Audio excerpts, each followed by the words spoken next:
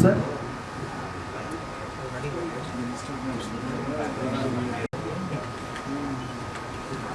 கூட மனசு கண்டுச்சுல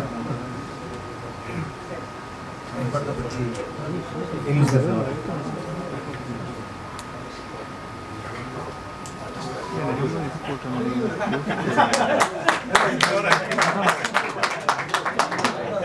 ஒருத்தர் பேசும்போது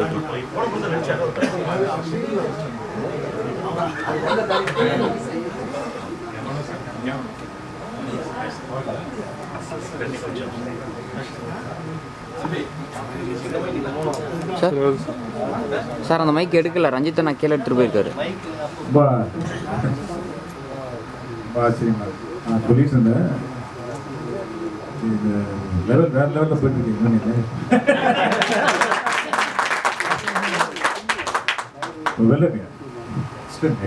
ரொம்ப நல்லா உணர்வுகளை இப்படி கூட கடத்த முடியும் அப்படிங்கிறத வந்து அது டபுளாக காமிச்சு ரொம்ப ரொம்ப அற்புதமாக இருக்குது. நீங்கள் எந்த திருவள்ளுவர் ரொம்ப ரொம்ப அற்புதமாக என்ன சொல்கிறதுன்னு தெரியும். ரொம்ப நாளைக்கு அப்புறம் நிறைய விஷயம் நம்ம வந்து விவசாயத்தை பற்றி பேசிட்டு கடந்து போயிட்டே இருக்கோம் நம்ம பாட்டுக்கு. நான் டெல்டா பகுதியை சேர்ந்தவன் எல்லாருமே. ஸோ விவசாயத்தோட முக்கியத்துவம் எப்படி அப்படிங்கிறது நமக்கு வந்து ஒரு இடமும் போகும்போது தெரியுது. திருநெல்வேலி போகும்போது நெல்லையப்பர் கோயில் அப்படின்னாங்க. என்ன நெல்லையப்பர் கோயில் எப்படி அமைச்சு பேர் அப்படின்னு கேட்டால் நெல் கண்டுபிடிச்சிருக்காங்க தான் இருக்காங்க. நெல் வந்து இயற்கையானது கிடையாது, அது வந்து செயற்கையாக கண்டுபிடிக்கப்பட்டிருந்தாங்க. ஸோ அந்த மாதிரி நமக்கு ஒரு நல்ல ஒரு அற்புதமான ஒரு விஷயம் விவசாயம் அப்படிங்கிறது வந்து சாதாரணமாக சொல்லிட்டு போயிடறோம், நம்ம கடந்து போயிடறோம். நம்ம அதை பண்ணுறவங்க அது மேலே இருக்கிற அஃபெக்ஷனும் அந்த விவசாயத்து மேலே இருக்கிற பட்டும் அதை விட்டு வெளியில் வரவே மாட்டேங்க. இந்த ஊருக்கு போயிருந்தாலும் நான் வந்து அந்த என்ன வருது என்ன மூட்டை நான் கேட்ட காலத்துலேருந்து அது 100 ரூபாய் 200 ரூபா 300 ரூபா ஒரு கட்டி தான் இருக்கிறவங்க கூட அவன் இஷ்டத்துக்கு ஒரு விலை வச்சுட்டு போயிடலாம். நெல் மூட்டையோட விலை என்னமோ அந்த காலத்துலேருந்து அதே ரேட்டாக தான் இருக்குது. அது ஏன் அப்படின்னு தெரியல. பட் இதை வந்து இதுக்கு மேலே சிறப்பாக அடித்த மாதிரி இந்த படம் இதுக்கு மேலே சொல்லவே முடியாது. ஒரு 1000 கம்யூனிசம் பேசுறதை விட இந்த ஒரு படம் வந்து எல்லாத்தையுமே சொல்லி கொடுத்துட்டு போயிடுச்சு அப்படின்னு தான் நான் நினைக்கிறேன். இந்த படத்தை நல்லபடியாக எல்லாருக்கும் வாழ்த்து.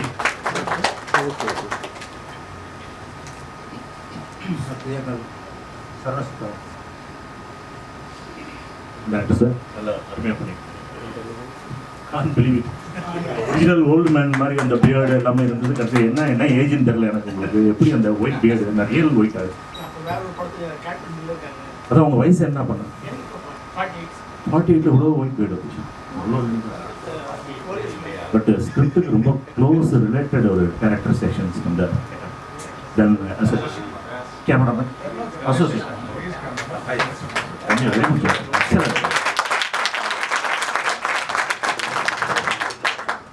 Good afternoon friends. இப்போ இதுக்கு முன்னாடி ஒரு படம் பார்த்தோம். அது வந்து ஒரு பியூட்டிஃபுல் ஃபேமிலி ட்ராமா. இது வந்து கிட்டத்தட்ட ஒரு ஆர்ட் ஃபிலிம் கேட்டகரி தான். ஆனால் அதுக்குள்ளே நுழையாமல் அந்த படத்தை வந்து ப்ரொடக்னைஸ் பண்ண விஷயத்தில் வந்து ரொம்ப பியூட்டிஃபுல்லாக டைரக்டர் வந்து ஹேண்டில் பண்ணியிருக்காரு. ஒரு நீங்கள் பார்த்துருப்பீங்க, ரொம்ப நமக்கு பரிச்சயப்பட்ட ஒரு படம் வந்து ஒரு பைசைக்கிள் தீஃப். அந்த டைட்டில் என்னவோ அதுதான் கதை. ஒருத்தன் ஒரு சைக்கிளை திருடுறான், அதான் கதை. நீங்கள் லைஃப் இஸ் பியூட்டிஃபுல் அப்படின்னா அதுக்கு ஒன்று கான்ட்ரவர்ஷனான ஒரு கதை இருக்கும். அதில் ரொம்ப சோகம் அதிகமாக இருக்கும். பட் இதில் வந்து ஒரு அரிசி மூட்டையின் கதைன்னு சொல்லி அந்த அரிசி மூட்டையை வந்து ப்ரொட்டகனைஸ் பண்ணியிருக்காரு. பட் அவர் அண்டகனைஸ் பண்ணுறது வந்து இந்த சொசைட்டியை தான். ஸோ அதை வந்து அதான் இது வந்து ஒரு விஷுவல் மீடியா. இந்த 2 நாளில் நான் வந்து இவ்வளோ படங்கள் பார்த்துட்ருக்கேன். நேற்று ஒரு படம் பார்த்தேன்னா எனக்கு இந்த வாட்டரை பற்றி பேசின அந்த படம் வந்து கொஞ்சம் ஸ்டன்னிங்காக இருந்தது. அதனுடைய கான்செப்ட் ரொம்ப நல்லா இருந்தது. தட்ஸ் எக்ஸாக்டேஷன், அது வேறு விஷயம். ஆனால் கான்செப்ட் ரொம்ப நல்லா இருந்தது. இது வந்து அதான் டைரக்ஷன் அப்படிங்கிறது வந்து எவ்வளோ ஒரு கடினமான ஒன்று அப்படிங்கிறத வந்து அவர் எப்படி சொல்லியிருக்காருன்னா, அந்த பிகினிங் ஷாட், அந்த ஃபர்ஸ்ட் ஷாட்ல வந்து அந்த அரிசியும் அவரும் பேசுறாங்க, அந்த விதையும் அவரும் பேசுறாங்க. அந்த விதை வந்து அதுக்கு ஆமா சொல்லுது. கொஞ்சம் பொறுத்துக்கோட கண்டுன்னா அப்படியே சரியுது, ஆமா சொல்லுது. ஒரு கட்டத்தில் அவர் கொஞ்சம் அசந்து தூங்குறப்பா, அப்பா எங்களை காப்பாத்துங்கிறது, தண்ணி வந்து அடிச்சுட்டு போகுது. இது வந்து இந்த விஷுவல் ப்ரெசன்டேஷன்ஸ் தான் இன்னைக்கு நமக்கு வேணும். எழில் சார் சொன்ன மாதிரி இது உண்மையிலேயே இந்த ஃபிலிம் வந்து யூனியனுக்கு வந்து ஒரு சேலஞ்சிங்கான ஃபிலிமாக தான் வந்து. இது வந்து பெரிய பெரிய அவார்டை வாங்குறதுக்கான எல்லா கேட்டகரியும் எப்படி ஒரு ஹியூமன் வந்து ஒரு அன்ஹியூமனோட பேச முடியுமா அப்படின்னா இதை ப்ரூவ் பண்ணி காமிச்சிருக்காரு. ஃபைனலில் அது அழுவுற ஷாட் எடுத்திருக்காரு பாருங்க சார், கேமராமேன் சார். அடடா அந்த பாத்திரம் அப்படியே விரும்பி அது எப்படி பாருங்க, பாத்திரத்துல சாதாரணமா சுட சுட சாதம் போட்டா அது வந்து தண்ணி எக்ஸாக்டே அந்த வெசல் வெளில வந்து நிற்கும். அதை வந்து எக்ஸாக்ரேட் பண்ணி இமேஜின் பண்ணி ஒரு டைரக்டர் வந்து டிசைன் பண்ணி அதில் வந்து படத்தை முடிக்கிறாருன்னா இது வந்து பியூர்லி டைரக்டர் ஓரியன்ட் ஒரு டச்.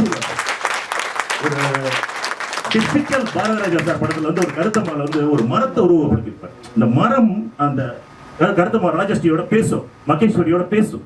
அதுக்கப்புறம் நான் பார்த்து வியந்து போன ஒரு படம் வந்து அரிசி மூட்டையின் கதை. இதே பூர்வமாக இருக்குது, ரொம்ப பெருமையா இருக்கு பார்த்து. Thanks all of you. Cameraman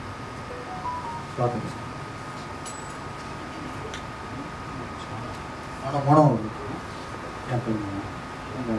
project நான் கேமராமேன்.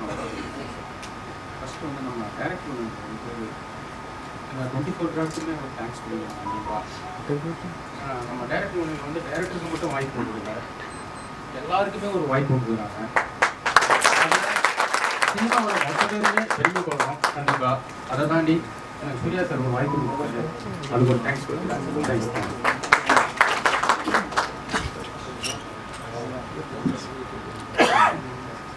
சசிகுமார் எல்லாம் அல்ல தாய்மொழிக்கு எதையும் சாதிக்கவில்லை தமிழ்நாடு இயக்குனர் சங்கத்துக்கு எல்லாரும் சின்ன வயசுல இருந்து ஒன்று சொல்லி வந்துருக்காங்க, சுத்தம். எங்கள் வீட்டு விவசாயிகளுக்கு எங்கள் மாநிலத்து விவசாயிகள் வீட்டு பாத்திரங்கள் இன்னும் சுத்தமாக தான் இருக்கிறது. அவங்க என்ன செய்து கொண்டிருக்கிறார்?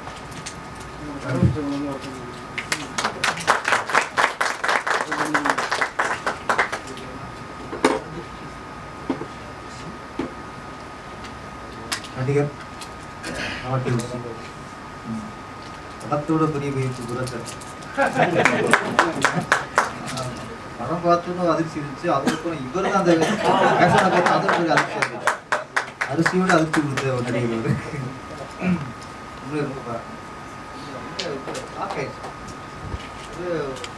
ரொம்ப பார்க்கணும்.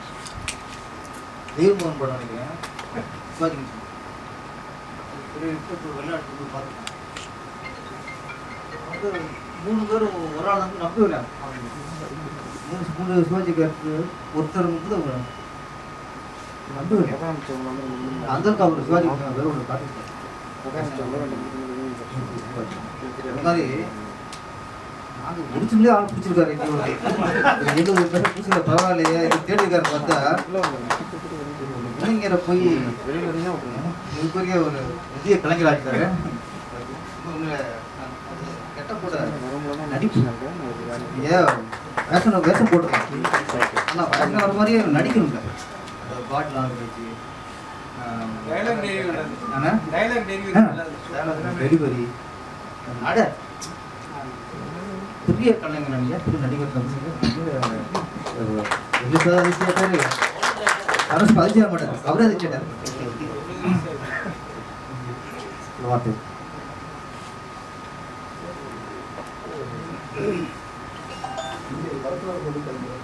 அதாவது இது என்னுடைய உணர்ச்சி வசப்பட்ட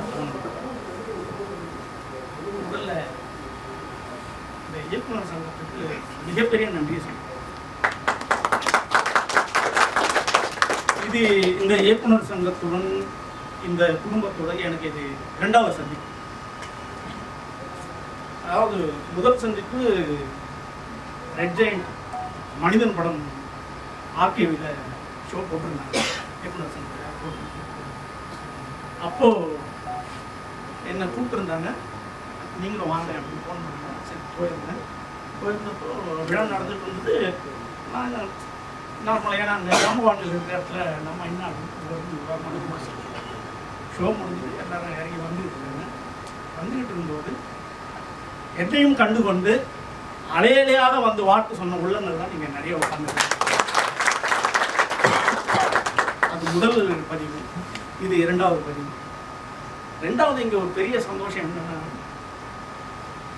சமூக சீர்கேடுகளோடும் சமூக சிந்தனைகளையும் இயற்கை சூழலையும் தனது கற்பனை வளத்தையும் கொண்டு போராடி அதற்குள் ஒரு களம் அமைத்து தனது படைப்புகளை படைத்துக் கொண்டிருக்கின்ற இந்த படைப்பாளிகளின் முன்னால் நாமளும் இருக்கும், நம்மளையும் ஒரு அடையாளம் கண்டு இனம் கண்டு நமக்கும் ஒரு வாய்ப்பு, நமக்கு இந்த தகுதி இருக்கிறது என்று ஊர்ஜிதம் செய்து நமக்கு அந்த வாய்ப்பை வழங்கி கொண்டிருக்கின்ற இந்த படைப்பாளிகளுக்கு இந்த நிகழ்ச்சியின் மூலமாக எனது மனமார்ந்த நன்றியை தெரிவித்துக் கொள்கிறேன்.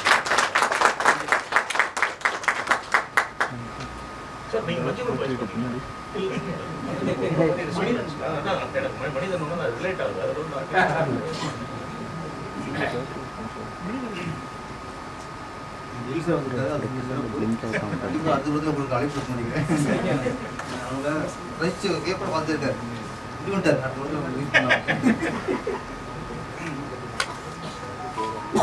நேற்றுலேருந்து இந்த ஏப்ரல் சங்கத்துக்குள்ள குறும்படம் அப்படிங்கிற விட ஒரு அவார்ட் ஃபங்க்ஷனுக்கு தெரியுற மாதிரி இருக்கும்.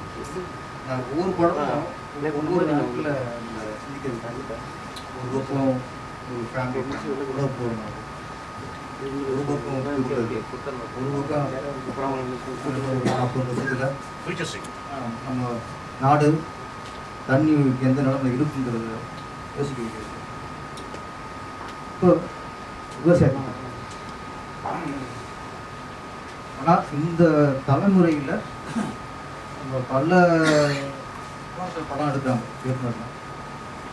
மேக்ஸிமம் நீங்கள் பார்த்தா போதை கலாச்சாரம் அதிகம் போச்சு. போதை கடத்தல் தான் இன்றைக்கி அதிகமான படங்கள்ல நம்ம பார்ப்போம். அப்போ அந்த போதை என்னடா இதையே எடுத்துக்கிட்டாங்களேன்னு ஒரு விரக்தி அடைஞ்சுங்கள. அந்த விரக்தி அடைஞ்ச நேரத்தில் விவசாயத்தை பற்றி ஒன்று எடுத்தாயா பெருமையாக மனக்காயத்துக்கு மிகப்பெரிய மருந்து இந்த அரிசி மூட்டை. ரொம்ப எல்லாருமே விவசாயம் சார்ந்தவங்க தான் இருப்பாங்க, இந்த விவசாயத்தை உணர்ந்தவங்க தான் இருப்பாங்க. அதனால் இந்த அரிசியோட விதைநெல்லோடு பேசுறது அங்கேயே வேஸ்ட்டு. ஒரு விதைநெல்லோட கொஞ்சம் பேசுகிறான் அப்படின்னா அதை இங்கே ஒத்துக்க வைக்க வைப்பாங்க. எங்கேயும் ஃபீல் பண்ண வச்சுங்களா, அதை வச்சு. இன்னொன்று தன்மையில் பேசுவாங்க, தன்மையில் என்ன பேச தெரியாமல் பேசுறது தான் தன்மையில் என்ன பேசுகிறோன்னு தெரிஞ்சு பேசுகிறாங்க சித்தன். நம்ம விவசாயி சித்தன் ஒரு 2 வருஷம் இருந்தார். நிறைய பேர் சாமி கும்பிட்றது மூட நம்பிக்கை கோயிலில் இருக்கா சாமி கும்பிட்றாங்க. ஒவ்வொன்றுக்கும் ஒரு அர்த்தம் இருக்குங்க. அது அதை பேசுனா அது பெரிய கதைகள். அது முக்கியமானது கோபுர கலசத்தை பார்த்து கும்பிடுறது. நம்ம உள்ள மூலகரத்தில் கருவறையில் சாமி கும்பிடுறோம். பிரகாரம் சுற்றும்போது கரெக்டாக இருந்தால் அந்த கோபுரத்தை கும்பிடுவோம். எல்லாருமே என்னென்னா ஒரு தங்க கலசம், ஒரு கலசம் அதுக்காக கும்பிடுவோம். அது இல்லை. இந்த காலத்தில் விதை நெல்லை சேகரித்து வைக்கிற இடமாக ஒரு பொக்கிஷமான இடம்தான் அந்த கோபுர கலசம். கீழே இருக்க சாமியை விட நெல் உயர்ந்தது, சாமிக்கு மேல நெல் அப்படிங்கிற உணர்த்துக்காகத்தான் கோபுரத்திலேயே மேலே வச்சோம். சாமிக்கு மேலே கோபுரத்துக்கு எல்லாத்துக்கும் மேலே நெல் தான். அதுதான் நமக்கு தெய்வம். அதை கும்பிடு. நம்ம மேலே ஒரு மூட்டையை கட்டி போட்டு நெல் மூட்டையை வச்சு கும்பிடானா கூட மாட்டாங்க. நம்ம பகுத்தறி விதைக்க என்னடா நிலத்துக்கு கீழே விதைக்கிறத போய் மேலே கட்டிக்கிறாங்க, அதை கும்பிடணுமா? ஆனால் அதனால தான் அப்போ முன்னோர்கள் பிற்காலத்தில் இன்னும் 200-300 வருஷம் கழிச்சு இந்த பகுத்தறிவு பேசணும் வருவாங்க தெரிஞ்சுக்கிட்டு தான் அழகா கலசம் வச்சான். கலசத்தை கூட சும்மா வெறும் கலசம் வச்சா கும்பிட மாட்டான்னு தங்க கலசம் வச்சான். அப்போ தங்கத்தை பார்த்து கும்பிடுவான். அப்போ நீ கும்பிடுறது கலசம், ஆனால் உள்ள இருக்கிறது விதை நெல். அதான் தெய்வம். அதனால தான் எதையுமே சரி அவன் சும்மா கூட மாட்டான். அவனுக்கு உள்ள வரைக்கும் நம்ம தான் கும்பிடுவோம். கோயில் கோயில் சாமிங்கிறது அது பஞ்சபூதங்கள் அடையாளம். அது புராணத்து அது அர்த்தத்தை பேசுவோம். அந்த ஒரு விஷயம். அப்போ நீங்கள் நிறையா சும்மா ஒரு விவசாயி கஷ்டப்படுறாரு, விவசாயிகளுக்கு அரசாங்கம் கடன் கொடுக்க மாட்டேங்குது, விவசாயிகளுக்கு கடன் தள்ளுபடி பண்ண மாட்டேங்குது. இந்த மேலோட்டமான விஷயத்தை எடுத்துக்கல. எல்லாரும் அது கூட சொல்லுவாங்க, விவசாயம் நடிச்சுக்கிட்டு இருக்கு, விவசாயிக்கு நின்று வைக்கிறதுக்கு இடம் இல்லை, விவசாயிக்கு நிறைய மழையில் நினைஞ்சுலாம் போகுது, இதுதான் மேலோட்டமான விமர்சனங்கள் வந்துட்டு இருக்கணும். ஆனால் ஒரு ஆழமாக ஒரு உணர்வுபூர்வமாக ஒரு விவசாயிகளுடைய அடித்தள வழி, அடித்தள உணர்வு எல்லாத்தையும் உணர்ந்து எடுத்துக்கிட்டாங்க. இது சும்மா மேலோட்டமாக நானும் விஷயத்தை பேசுகிறேன் அப்படின்னு நிறைய பேர் எடுக்காங்க. ஆனால் நமக்கு வந்து அது லைக்க முடியாது. அது ஒரு படம் பார்த்து போயிடுவான். இது படமா இல்லை, நம்மள விவசாயம் மாறிட்டோம். கொஞ்ச நேரம் போய் வீட்டுக்கு நம்ம அழைச்சிட்டு பேசும்போது அப்படியே போச்சு. அந்த ஒரு உணர்வு எடுத்திருக்கிய தொழிலையே உலகத்தில் நிறைய தொழிலையே முதன்மையான தொழில், உன்னதமான தொழில், புனிதமான தொழில் எதுனா விவசாயம்.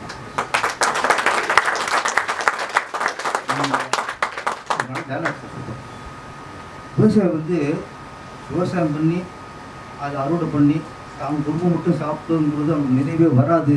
மிகப்பெரிய உண்மை. தான் விவசாயம் பண்ண நெல் அரிசியாகி அது ஊருக்கு பலர் போய் வீட்டுக்கு சோறு போடுறாங்க தான். அப்போ தான் மனசாக என் வீட்டுக்கு போய்ட்டு அரிசி வந்துருச்சு, என் வீட்டுக்கு காய் இருந்துச்சுன்னா அது நிறைவேறும். நம்ம விளைவிச்ச விவசாயம் அடுத்தவங்க சோறு போடுறதுனா தான் சந்தோஷம். ஆனால் இவன் விளைவிச்ச இந்த கரு நெல்லாகி அது அரிசியாகி அரிசி மூட்டையை கட்டி அது ஒரு அரிசி கடைக்கு போய் அது ஒரு ஹோட்டலுக்கு போய் அந்த அரிசி சோறாகி அந்த சோறை சாப்பிட்ற அதே விவசாயம் உட்காரும்போது அதை சாப்பிட்றதுக்கு முடியலை. இவன் விளைவிச்ச அந்த அரிசி இவனாலே சாப்பிட முடியல, விலைவாசி.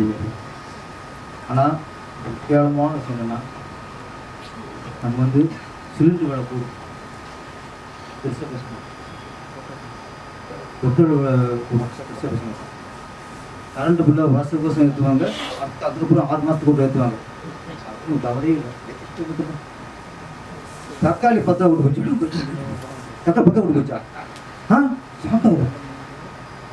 வெங்காயம் கிலோ 40 ரூபா, வெங்காயம் 50 ரூபா. அப்புறம் வாரத்துக்கு 1 கிலோ வெங்காயம் வாங்குவான். இப்போ வெங்காயம் 10 ரூபா கொடுக்க வச்சான். இந்த வாரம் ஒரு 1/2 கிலோ வாங்கினா போதும்.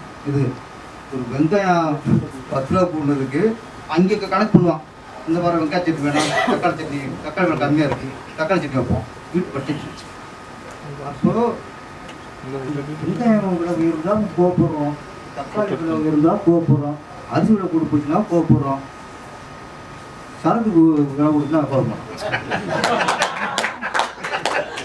அது வந்து வாட்ரு வந்து 150 ரூபா 200 ரூபாய் போச்சு. ஆகும்ல அதனால் எவ்வளோ பேர் குடிக்கிறாங்க. புல்லு வந்து 1000 வந்தது 1500 ரூபா. கவர்மெண்ட் வருமானம் இருக்குங்கள, எப்படி அவன் சமாளிப்பான்? அது வேற. காந்தி ஜெயந்தி அன்னைக்கு முதல்ல கொடுத்து பார்க்கணும், அன்னைக்கு இல்லைன்ட்டு முதல்ல ஸ்டார்ட் பண்ணுவான். அப்போ இதை பற்றி நான் கவலைப்படல. வெங்காய விலை நம்மளே யோசிச்சு பார்க்கணும். வெங்காய விலை பிடிச்சினா சாப்பிட்டா, தக்காளி விலை பிடிச்சினா நம்மளுக்கு எவ்வளோ கவலைப்படுறோம். அப்போ தக்காளி விலை கூட வேண்டும், வெங்காயம் விலை கூடனா சந்தோஷப்படுங்க. அவன் தாங்க மனுஷன். அரிசி பிடிச்சா 50 ரூபா 80 ரூபா ஆச்சு, 100 ரூபாயா? எவ்வளோ பால் பாக்கெட்டு விலை ஏறி போச்சுப்போ. பால் பாக்கெட் இன்னைக்கு பார்த்து அது பகிர்ந்து 30 ரூபா 34 அது ஆரோக்கியம் சொன்னால் 40 ரூபாங்க. இதில் வந்து இதை பற்றி நம்ம கவலைப்பட முடிக்கலாம். நம்ம வெங்காயம், தக்காளி, வெண்டைக்காய், சுண்டைக்காய் இருக்குன்னா நாடு பெரிய புரட்சியாக இருக்கும். இது தொடர்ந்து 6 மாதம் சேர்த்துனால ஆட்சி மாற்றம் ஏற்படும் பொழுது சரக்கு ஏறினா நிறைய ஆட்சி வாய்ப்பு. அதனால் விவசாயியோட வழியை அழகாக நம்ம சொல்லி ஒரு உணர்வுபூர்வமாக ஒரு சிந்திக்க வைக்கிற ஒரு விஷயத்தை சொன்ன நம்ம ரமேஷ் பாபுக்கு சங்கம் சார்பாக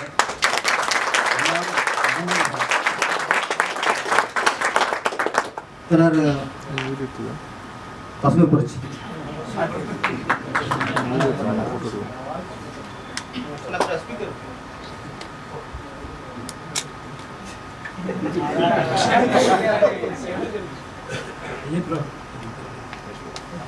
ரமேஷ்குமார் சாருக்கு நான் 2 வகையில் நன்றி சொல்ல விரும்புகிறேன். என்னென்னு கேட்டிங்கன்னா, 2 அறிஞர்கள், ஒன்று ஆன்மீக அறிஞர் ஒருத்தர், 2வது வேளாண்மை அறிஞர் ஒருத்தர். இந்த 2 பேரையும் இந்த நேரத்தில் அவர் வந்து நம்ம நினைவுபடுத்த வச்சிட்டார். ஒருத்தர் வந்து வள்ளலார், அருள் பிரகாச வள்ளலார். வாடிய பெயரை கண்ட போதெல்லாம் வாடியவர் அருள் பிரகாச வள்ளலார். அவர் வாடிய பெயரை கண்ட போதெல்லாம் வாடினார். ஆனால் என்ன செய்தார்? இன்று வரை வாடிய வயிறுகளுக்கு அவர் சாப்பாடு போட்டுக் கொண்டிருக்கிறார். இது வந்து மிகப்பெரிய ஒரு புரட்சியாளர் சொன்னார். வாடிய பயிரை பார்த்தார், ஆனால் மக்களுக்கு வயிறு வாடாமல் இருக்க வேண்டும் என்பதற்காக இன்று வரை அணையாத அடுப்பு வடலூரில் இருந்து கொண்டிருக்கிறது. அவர் ஒரு சாதனை பண்ணியிருக்கிறார். இன்னொருத்தர் வேளாண்மை அறிஞர் ஜெகதீஷ் சந்திர போஸ். வேளாண்மை துறையில் மிக மிக ஒரு மறக்க முடியாத ஒரு அறிஞர், மிகச்சிறந்த மனிதாபமான செம்மன். அவர் எப்படின்னு கேட்டீங்கன்னா, அது ஒரு சின்ன பிளாஸ்பேக் இருக்கு. ஒரு நாள் அவர் வீட்டுக்கு வெளியே வந்துட்டு இருக்காரு. வந்துட்டு போகிற வெத்தலை போடுற பழக்கம். வெத்தலை போட்டுட்டு பக்கத்தில் ஒரு செடி மேலே அவர் துப்பிட்டார், எச்சியில் துப்பிட்டார். செடி காலையில் பார்க்கும்போது ஃப்ரெஷ்ஷாக இருக்கு. அவருக்கு வெளியே போயிட்டு வந்து பார்க்கும்போது அந்த செடி வாடி இருக்கு. அது யோசிக்கிறார், என்னடா காலையில் செடி ஃப்ரெஷ்ஷாக இருந்தது, இப்போ நம்ம போயிட்டு வரதுக்கு முன்னாடி இந்த செடி வாடிச்ச, என்ன காரணம்னு யோசிக்கிறார். அதைத்தான் இந்த டைரக்டர் அழகாக பதிவு பண்ணியிருக்காரு. அறிஞர்கள் சிந்திக்க வேண்டிய விஷயத்த நம்ம இயக்குனர் செஞ்சிருக்கிறார். அதுக்காக மனமுறந்த பாராட்டுகள் நம்ம தெரிவிச்சுக்கிறோம். அவரு அந்த அரிசியில பேசுறாங்க பார்த்தீங்களா, நெல்லிட்ட பேசுறாங்க பாருங்க, கொஞ்சம் பேசுறது அதை ஜெகதீஷ் சந்திர போஸ் பேசினார். அதை நம்ம அருள் பிரகாஷ் வள்ளலார் பேசினார். அதைத்தான் நமக்கு இந்த இயக்குனர் பேசியிருக்கிறார். மறக்க முடியாது சார், நம்ம சந்தோஷம். நம்ம சின்ன ஒரு மைனஸ் இருக்க சொல்லலாமா?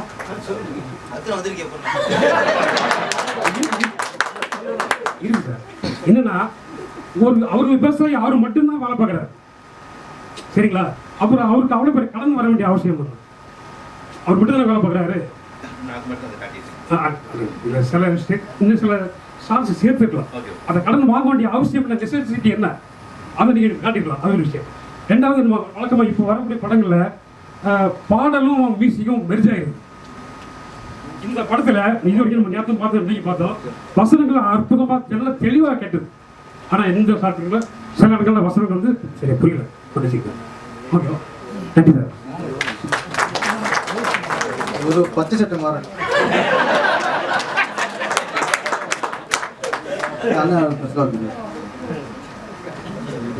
முதல்ல வந்து இயக்குனர் சங்கத்துக்கு நான் நன்றி தெரிவிக்க வேண்டிய அவசியம் என்ன பார்த்தீங்கன்னா, ரமேஷ் வந்து நெடிய நண்பர். அதாவது இங்கே இருக்கிறதுல அதிகமாக அவரோட பரிச்சயப்பட்ட பழகின ஒரு நண்பர் அப்படின்னா நானாக தான் இருக்க முடியும். ஏன்னா அவருடைய டைட்டில் கார்டு போடுறப்ப ஒரே ஆள் நான் மட்டும்தான் கைது வச்சேன். ஏன்னா எனக்கு அவ்வளோ பெரிய சந்தோஷம். என்னுடைய நண்பர் வந்து ஒரு இயக்குனராக வந்துட்டார், அப்படி ஒரு பெரிய சந்தோஷம். 2வது என்னென்னா, ஒரு நெடிய போராட்டம் கிட்டத்தட்ட ஒரு 25 வருஷம் இருக்கும் சினிமாவுக்கு வந்து. நானும் ரமேஷும் வந்து அவருக்கு வயசு 26, எனக்கு வயசு 26. அவருக்கு வயசானா சங்கடம். ஆமாம், அது மாதிரி கதை நிறைய சொல்லிகிட்டே இருப்போம். நிறைய கம்பெனிகள், அதாவது பெரும்பாலும் நான் அவர் வந்து ஹீரோ, எல்லா ஹீரோட்டையும் பெரும்பாலும் நான் கதை சொல்லியிருக்கேன். அதே மாதிரி அவரும் சொல்லியிருக்காரு. எனக்கு எல்லாம் தெரியும். ஒரு 200-250 இடத்துக்கு மேலே நான் கண்டிப்பாக கதை சொல்லியிருக்கேன். அவரும் அதே மாதிரி தான். இன்னும் எங்களுக்கான ஒரு அங்கீகாரம் இல்லை அப்படிங்கிற ஒரு நெடிய போராட்டத்தில் இருந்துருக்கப்போ நம்மளுடைய சங்கம் தான் அதற்கான ஒரு நல்ல வாய்ப்பை கொடுத்துச்சு. சுப்பிரமணி சார் வந்து நான் அது படமாக கதை சொல்கிறப்ப அது ஃபஸ்ட் கதை சொன்னேன். நானும் கதை சொன்னேன். அந்த 52 பேர் லிஸ்ட்டில் என்னுடைய பேரும் வந்து இருக்குது. நான் ஒரு கதை சொன்னேன். அது எனக்கான ஒரு பெரிய உந்துதல் இருந்துச்சு. அப்போ மீண்டும் மீண்டும் அப்படி தொடர்ச்சியாக முயற்சி பண்ணிட்டு இருக்கப்ப ரமேஷ் வந்து சுப்பிரமணி சார் கதை சொல்லிட்டு வந்தார்ல, அவரும் எனக்கு ஒரு நம்பிக்கை இருந்துச்சு. எனக்கு கண்டிப்பாக வந்து எங்களுடைய அனுபவம், அந்த அனுபவம் தான் ஸ்க்ரீனில் வந்து ஒரு காட்சியும் வந்து ஒரு பாரதிராஜாவுடைய பதிவு மாதிரியே இருந்துச்சு. ஒரு காட்சியும் முதல் மரியாதை மாதிரியும் கருத்தம்மா மாதிரியும் இருந்துச்சு. அந்த மாதிரி இது என்ன சொல்கிறதுன்னா ரொம்ப மகிழ்ச்சி தான், சந்தோஷம்தான். திருப்பி சொல்லப்போனால் இயக்குனர் சங்கத்துக்கு செல்லுமணி சாருக்கும் விக்ரமன் சாருக்கும் இன்று சார்ந்திருக்கின்ற அனைத்து நம்முடைய சங்க தலைவர் செயலாளர் உள்ளிட்ட செயற்கை உறுப்பினர் அனைவர்களுக்கும் பெரிய மனமார்ந்த வாழ்த்துக்கள். எங்களை மாதிரி ஒரு அதாவது தொடர்ச்சியாக போராட்டத்தில் இருக்கிறவங்களுக்கு இவ்வளோ பெரிய ஒரு ஊக்கத்தை கொடுத்துருக்கிறதுக்கு கடவுளின் சிறந்தாழ்ந்த நன்றி. பெரிய நண்பரோட இருந்து பணியாற்ற ரொம்ப நன்றி. ஏன்னா அனைவரும் நண்பர்கள் மனவர் பிரகீத் அவர்கள் அவர் நடிச்சார்ல சார், அவருடைய அனுபவம் அந்த எதுவுமே சொல்லவே இல்லை.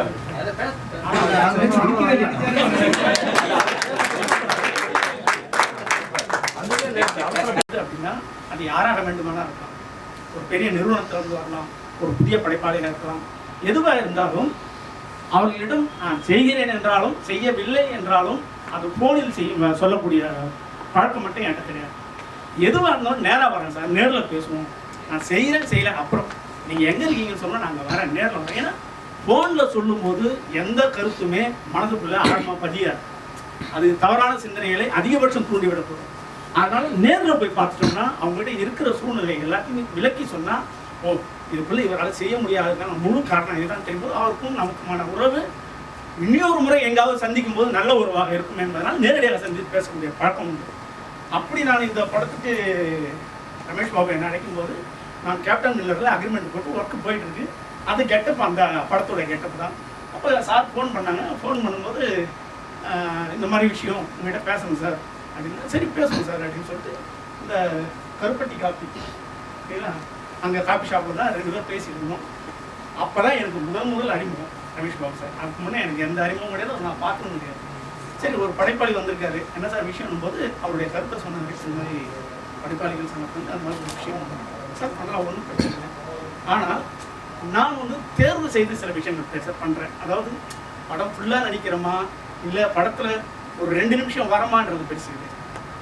நம்ம செய்கிற வேலை பதிவாக இருக்கணும் அப்படின்ற ஒரு கருத்தை மட்டும் அவருக்கு கிடைச்சேன். அப்போ அவர் சொன்னார், இந்த மாதிரியான விஷயம் சார்னு இந்த விவசாயத்தை பற்றி சொல்லும்போது இயல்பாக எனக்குள்ள ஒரு ஈர்ப்பு வந்தது.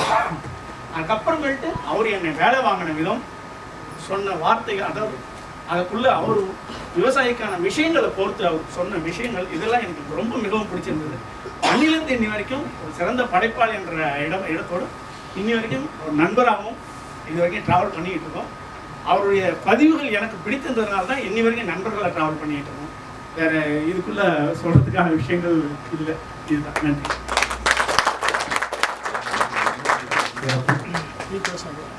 அடுத்து இயக்குனர் ரமேஷ் பாபு அவர்கள் இந்த படம் நம்ம நிறைய விஷயங்கள் யோசிப்போம் கதைகளுக்காக. அப்படி யோசிக்கும் போது தோணுன விஷயம் தான் இது. ஸோ அதை கொஞ்சம் டீட்டெயிலாக பண்ணுவோம், தெளிவாக பண்ணுவோம் அப்படின்னு தான் நான் விசாரிச்சு அந்த விஷயமா ஒரு வெதர் போட்டால் 3 நாள் கழிச்சு நான் வந்து எடுத்து அதை வந்து ரத்திப்பாங்கன்ற விஷயம் டீட்டெயில் கலெக்ட் பண்ணி தான் நான் பண்ணேன். ஸோ மற்றபடி எனக்கு அதில் போக போக போக அதில் எனக்கு நல்லா பண்ணணும்னு தோணுச்சு, நான் பண்ணேன். இது ஒரு கடமையாக நினச்சி தான் பண்ணேன். ஸோ அப்படியே இந்த படம் வந்துச்சு. அதுக்கு அதை நீங்கள் வந்து இந்த அளவுக்கு அக்செப்ட் பண்ணிட்டு எனக்கு சாரெல்லாம் பாராட்டுற அளவுக்கு இருக்குன்னா அது ரொம்ப பெருமையான விஷயம் தான். Thank you sir. தேங்க்யூ.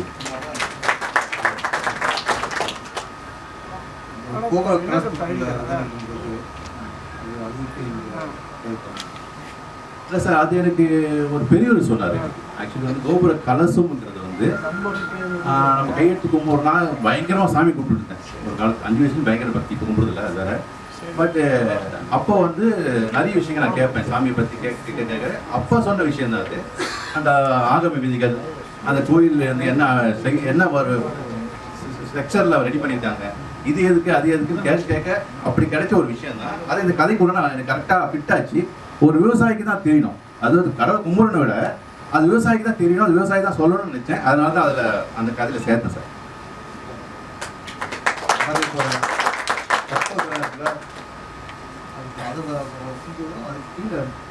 நவதானியங்கள் எல்லாமே விவசாயம் தான். எல்லாமே நமக்கு சோறு அதை வச்சு தான் கோயிலை உருவாக்கிக்கும்.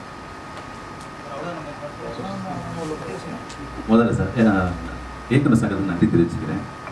ஆக்சுவலி நம்ம உதவிகள் எல்லாருக்கும் கனவு இருக்குது, கற்பனை இருக்குது, எல்லாமே இருக்குது. ஆனால் எல்லாமே வந்து கடவுள் மாதிரி தான். நம்ம தான் நம்புவோம், ப்ரூவ் பண்ண முடியாது இல்லையா?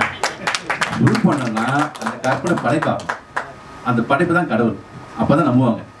அப்படி ஒரு படைப்பை உருவாக்க அந்த கடவுளை காட்டுறதுக்கு உதவுன மிகப்பெரிய உதவி செஞ்ச இயக்குனர் சங்கத்துக்கு நன்றி படுறேன். விக்ரம் சார், சொல்லுமணி சார், பேரரசு சார், எழுதி சார், தருண சுப்பையா சார், எல்லாருக்குமே இதில் பங்கு இருக்கு. இவங்க யோசிக்கலாம் இது நடந்திருக்காரு. இவங்களும் அதே மாதிரி ஒரு ஒன்று சொன்னா தப்பா நினைக்காதீங்க, வருஷம் தப்பா நினைக்காதீங்க. நீங்கள் சொன்னால் ஆக்சுவலி ஒரு இயக்குனர் சங்கம் ஒன்று இருந்துச்சு. அது வந்து ஒரு சைக்கிள் ஸ்டாண்டாக சைக்கிள் மாதிரி இருந்துச்சு. ஸ்டாண்டு சூத்து சாய் வச்சுட்டு போவாங்க. அந்த சைக்கிள் எடுத்து சர்வீஸ் பண்ணி அதை புல்லட் ஆக்கி, கார் ஆக்கி, ஹெலிகாப்டர் ஆக்கி, இன்னைக்கு ஃப்ளைட்டாக மற்ற சங்கங்கள் நிமிர்ந்து பார்க்குற அளவுக்கு நம்ம சமத்தை உருவாக்கிட்டாங்க. உண்மையா இல்லையா? அதுக்கு இவங்க உழைப்பும் இவங்க சிந்தனை தான் காரணம். அப்படி யோசிக்க வேண்டிய அவசியம் கிடையாது. நம்மளும் சங்கத்தை இருக்கலாம், சங்கத்தை ஒரு நடத்திட்டு போயிடலாம்னு நினச்சிட்டு ஒரு நிறைய சங்கங்கள் இருக்குது. ஆனால் அப்படி இல்லை, நம்ம தான் முன்மாதிரியாக இருக்கணும்னு சொல்லிட்டு பல விஷயங்கள் செஞ்சுட்டு இருக்காங்க. அதுக்காக இவங்களுக்கு சிறந்த தாழ்த்து பறக்க சொல்லிக்கிறேன்.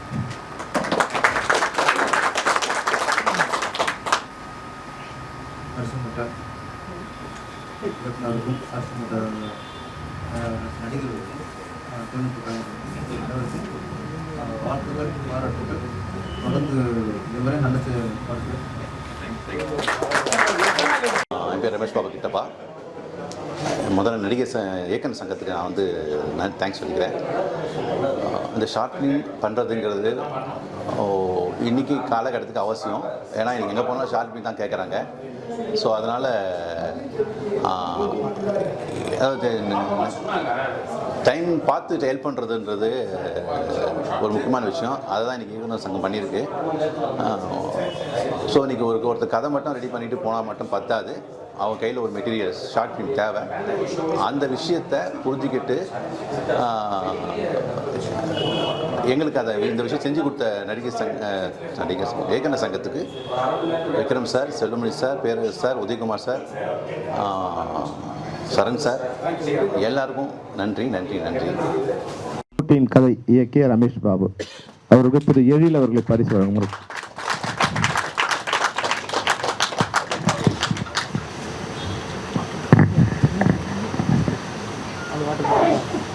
தம்பி தண்ணி பண்ணணும்.